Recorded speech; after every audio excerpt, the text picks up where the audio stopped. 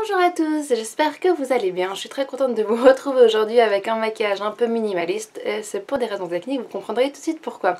En effet, aujourd'hui je voulais vous parler du nettoyage des pinceaux ainsi que de l'arbre à pinceau et des bodyguards. Donc je vais vous expliquer tout de suite qu'est-ce que c'est. Alors premièrement, pour le nettoyage des pinceaux, moi je m'y prends avec un savon végétal. Alors voilà, c'est ce que j'ai utilisé, il n'en reste pas grand chose, il est un peu abîmé. Pourquoi est-ce que j'utilise un savon végétal et pas un produit qu'on achète? Simplement parce que ça dure super longtemps, ça coûte pas cher, c'est naturel. Et je me dis que si c'est suffisamment nettoyant et doux pour ma peau et pour mes cheveux, bah je vois pas pourquoi ça ne le serait pas pour mes pinceaux. Donc j'utilise ça, j'ai jamais eu de soucis avec mes pinceaux, ils se portent très très bien. Donc je mouille le pinceau, je fais un coup dans le savon et ensuite dans ma main. Et après je rince, je fais autant de fois qu'il faut jusqu'à ce que la mousse et l'eau quand je rince soit claire.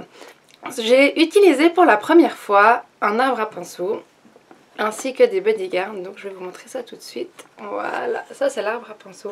Donc voilà la raison pour laquelle je suis maquillée minimaliste, c'est parce que tous mes pinceaux étaient là et je les ai nettoyés hier, donc ça fait 24 heures là qu'ils séchaient. Et puis au fait je voulais enlever tout ça avec vous pour vous montrer, au fait pour voir en direct avec vous si ça changeait quelque chose ou pas. Donc ça se met comme ça, l'arbre à pinceau, il y a des trous, des grands, des petits. Pour moi, il y a trop de gros trous et pas assez de petits trous parce que moi j'ai beaucoup de pinceaux pour les yeux et pas beaucoup pour le teint. Donc voilà, et puis j'ai mis des fois plusieurs pinceaux.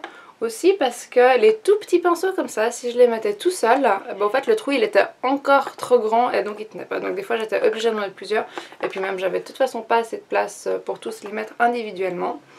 Donc voilà, la première chose c'est qu'il n'y a pas assez de trous.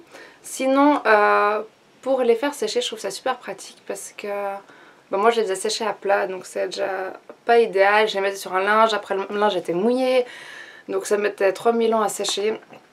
Donc déjà le principe en soi je trouve que c'est pratique, ça prend pas beaucoup de place. Donc, ce que je voulais vous montrer aussi c'est ces bodyguards. Donc là, donc je vais l'enlever. Ah ouais c'est incroyable la forme qu'il a prise. Donc les bodyguards c'est des machins comme ça. Et puis au fait c'est élastique. Et puis donc on le met par le manche.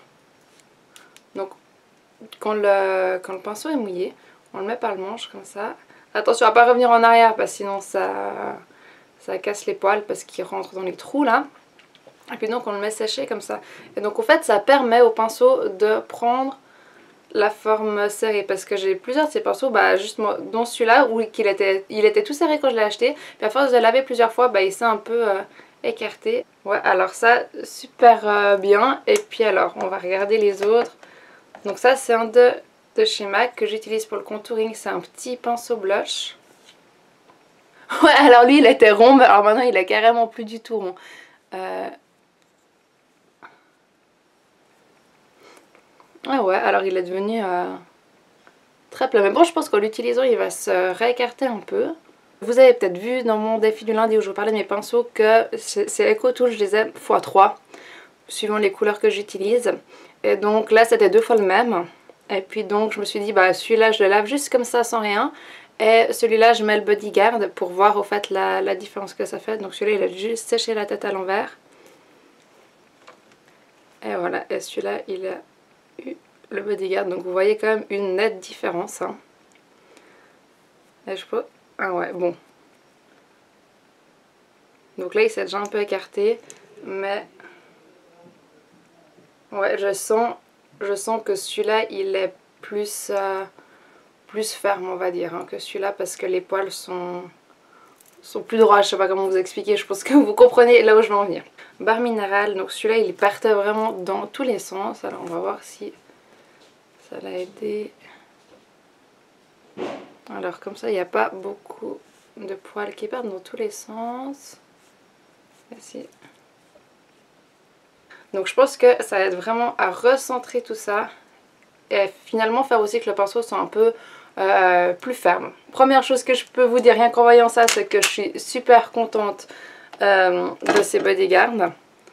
Je pense que ouais, je pense que c'est vraiment top alors pour éviter que les pinceaux ne s'abîment trop. Maintenant au niveau de l'arbre à pinceau, Je crois pas observer de grandes différences au niveau de la forme des pinceaux. Je pense que c'est vraiment le Bodyguard qui a fait la grande différence.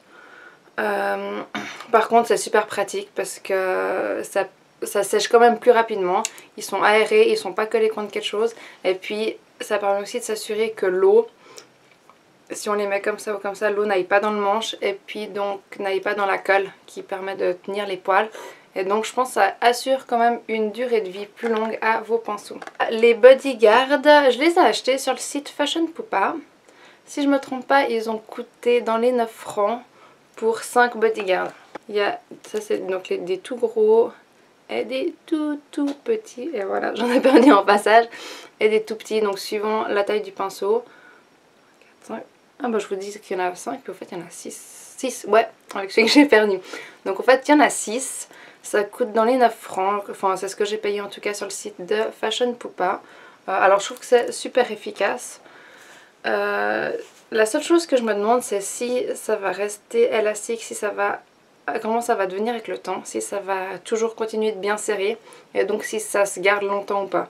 J'espère que cette vidéo vous aura utile.